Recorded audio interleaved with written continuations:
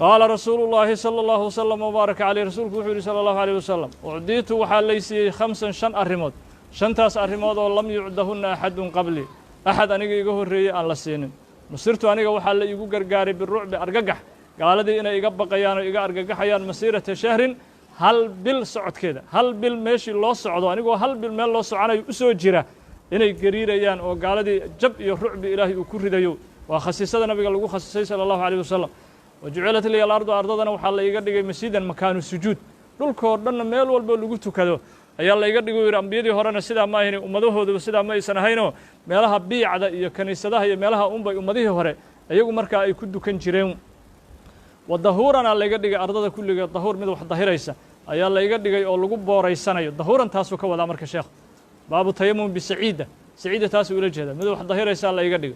فأينما مالك استو أدرك الرجل ninka markaa uu haleelo ninkaasoo min ummadeeda ka mid ah salaadu ay ku haleesho yusalli waa isaga tukana meeshii salaadu ku haleesho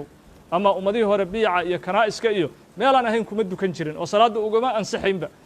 وعديت aniga waxa laysiiyay ash-shafaa'ata shafaa'adina waa laysiiyay waa laygu khasisay shafaa'ada wuxuu la jeedaa nabigu sallallahu alayhi wasallam ash-shafaa'atu al-'udma al-kubra wa shafaa'adi weyneed ama shafaa'aadka kale mid aan ahayn anbiyada kale way shafiicayaan oo muuminiinta shafiicayo culimada shafiicayo malaa'ikti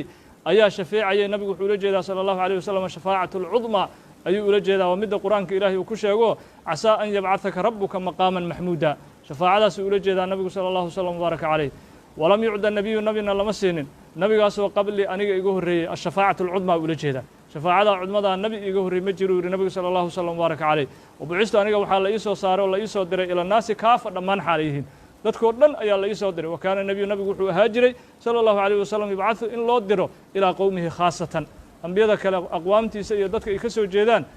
baa loo diri jiray yiri nabigu sallallahu alayhi wasallam xadiiska waa saxiix oo Bukhari iyo Muslim ayaa wariyay fadlan walaal waxaan ka codsanaynaa muuqaalkan haddii aad ka heshay like saar